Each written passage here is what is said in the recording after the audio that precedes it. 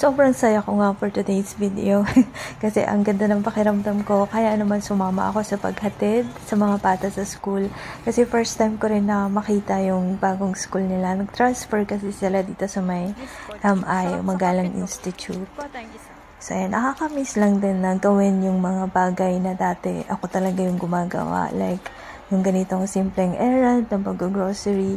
Simula kasi na nagkatrabaho ako ulit, si daddy at yung mga bata na yung nag-grocery na mga malingkin. Si daddy most of the time yung naging runner talaga. Ewan ko, simula nung nagkaroon ako ng hypertension, sobrang hina ako sa init. Ay, susuka na ako pag uwi. Sobrang sakit ng ulo, tsaka nahihilo na ako.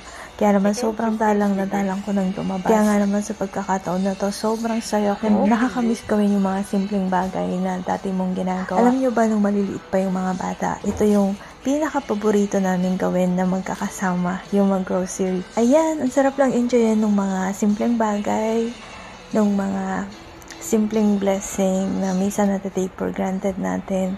And I'm so happy and I'm so thankful talaga na nag-cherish ko tong mga ganito with my loved ones. Amuyin ko nga. Yung maganda sana yung may amoy din, ano?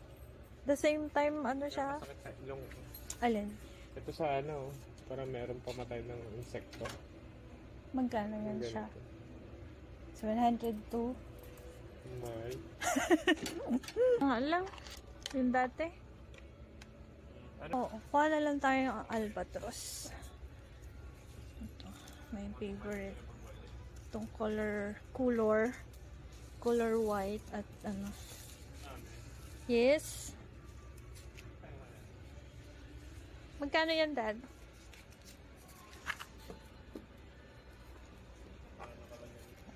Okay na tayo dito? Frozen na dati? Tissue? Tissue, Daddy. Kuha ka. Yung tissue? Yung maramihan na, Dad. Mas tipid pag maramihan. Ito ayan. Talaga marami to. Kaya nga lang. Ay, wala siyang core. Try natin tong melon. Melon cucumber. Melon cucumber. At saka itong pineapple blueberry. Magkano?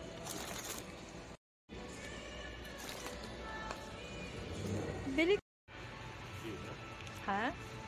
Hoy, nagbagong buhay na talaga yung asawa ko. Ayaw niya na ng ano, pampaslip. Pukpukin na lang kita. Tulog ka doon. Tama? The light. At yoko. Ayan. Dito na kami sa baler. Ang pupay ng mami! Ang pupay ang mami! Ayun, talabalo ng mami! Ayun! Nakakatamad yung senarya. Asan yung ano? Isa lang naman yung frozen dito, no, Daddy?